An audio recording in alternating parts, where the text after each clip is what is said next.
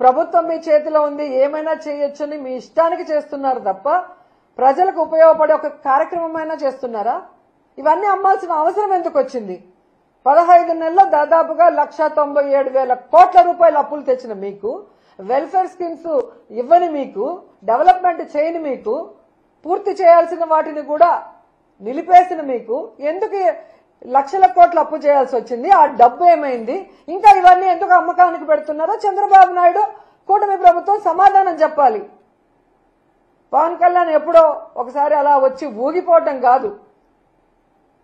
ఈరోజు నువ్వు షూటింగ్లు చేసుకోవడానికి కాదు నీ కోట్లు ఇచ్చింది, ప్రభుత్వ ధనంతో స్పెషల్ ఫ్లైట్లు ఎక్కి ఎంజాయ్ చేయడానికి కాదు నీకు ఓట్లేసింది. కూటమి ప్రభుత్వంలో ఉన్నప్పుడు చంద్రబాబు నాయుడు ప్రభుత్వం తప్పు చేస్తే నిలదీయాలి, సరిదిద్దాలి అండ్ సక్రమంగా ప్రజలకి మంచి చేసే విధంగా నువ్వు నడుచుకోవాలి. కానీ నీ నియోజకవర్గం పిఠాపురంలో అమ్మాయిని రేప్ చేసినా పట్టించుకో, రైతుకు యూరియా దొరక్క ఎండల్లో వాళ్ళు నించొని రోజుల తరబడి ఏడుస్తుంటే పట్టించుకో, ఇదే పిఠాపురంలో నిరుద్యోగులకి ఉద్యోగం ఇవ్వకపోయినా, నిరుద్యోగ భృతి ఇవ్వకపోయినా పట్టించుకో. నీ ప్యాకేజ్ కరెక్ట్ గా నీకు ఇస్తే చాలు. ఒక హెలికాప్టర్ కొనిచ్చేశాడు, ఇంకా ఎక్కి తిరుక్కుంటూ ఉంటున్నావు. అంతేగాని ఏ రోజైనా రాష్ట్ర ప్రజల గురించి, రైతుల గురించి, మహిళల గురించి ఆలోచిస్తున్నావా? వాటి గురించి ఎప్పుడైనా మాట్లాడుతున్నావా? ఈ 17 మెడికల్ కాలేజీలు అమ్మకానికి పెడితే కనీసం బుర్రున్న ఎవరైనా కూడా దానికి మద్దతు తెలుపుతారా? కానీ నువ్వు కూర్చొని తల ఆడిస్తున్నావు అంటే ఈరోజు రాష్ట్ర ప్రజలు నీకు ఓటేసినందుకు సిగ్గుపడుతున్నారన్న విషయాన్ని కూడా తెలుసుకోండి.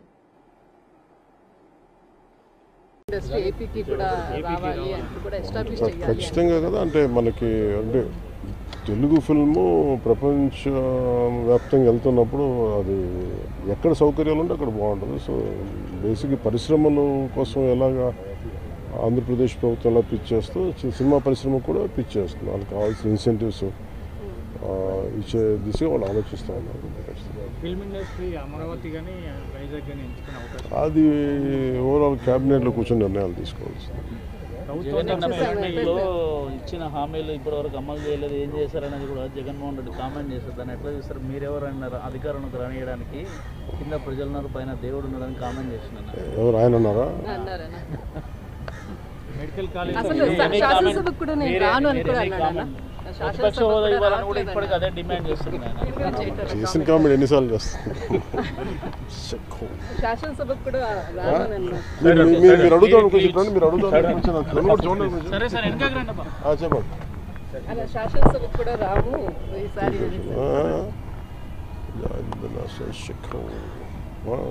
శాసనసభకు కూడా ఈసారి రావట్లేదు, ఈసారి కూడా మేము అటెండ్ కాము అనేసేటువంటి రావట్లేదంట.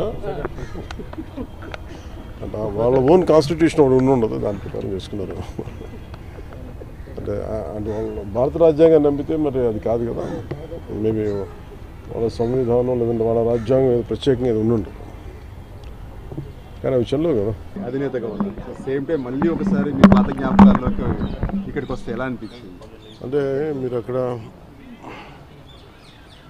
అంటే అక్కడ మన భరత్ ముని ఇది వాక్యం చదివితే కూడా కళారంగం కానీ నాటక రంగం కానీ ఇది కైండ్ ఒక సైకలాజికల్ థెరపీ కూడా ఇస్తుంది. అంటే ఆర్ట్ లేకపోతే సొసైటీ విచ్ఛిన్నమైపోతుంది. కళ అనేది చాలా చాలా అవసరం. సో అందుకని art is very essential for the good health of democracy.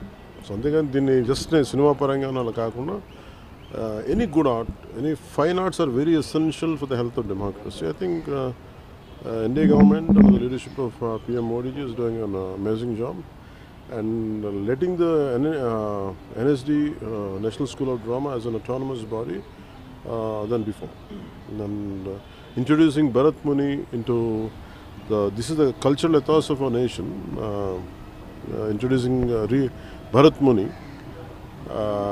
after post 2014. And that will bring a profound change in the existence of this and running of this institution. Upcoming stars to Power Star interaction అయినప్పుడు ఏమనిపించింది sir? అందరూ ఏమంటారు? And they are brilliant actors. అంటే it's a tough job. ఇక్కడ ఒక ఆ point అంటే mean ఇక్కడ ఒక ప్లేస్మెంట్ రావాలంటే you have to really fight it out. It is like IIT అంటే చాలా కెపాసిటీ ఉండాలి. And that is amazing thing ఏంటంటే వాళ్ళందరూ different parts of the state. అంటే each state has got only 2 or 3 seats. I think 2 seats or 1 seat, something like that. And the entire India is being a mini India. And people can interact with each other, different languages, different cultures, but they all think as one unit as Bharat. I think నాకు అది బాగా నచ్చుతుంది ఎన్ఎస్టీలో.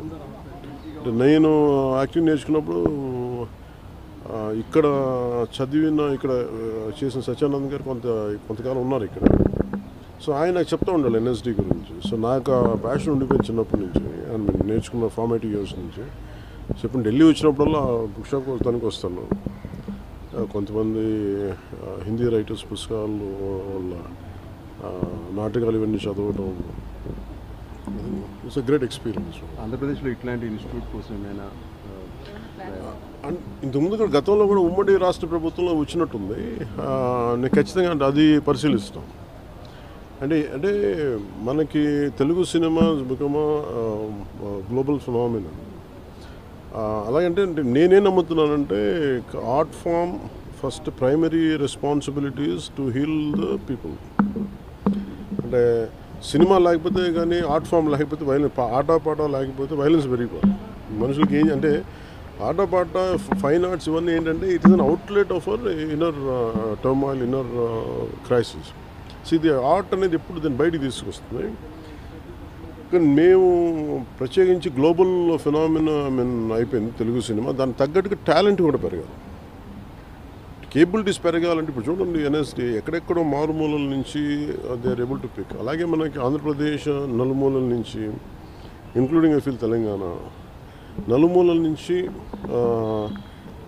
డబ్బు అంటే 70% of the students అందరూ కూడా ఒక great backgrounds, ఆర్థికమైన ఉన్నతమైన స్థితిగతుల నుంచి వచ్చిన వారు కాదు ఇక్కడంతా. అలాగే మనకు కూడా తీసుకురమ్మని చెప్తున్నాను కోర్స్ ఒకటి.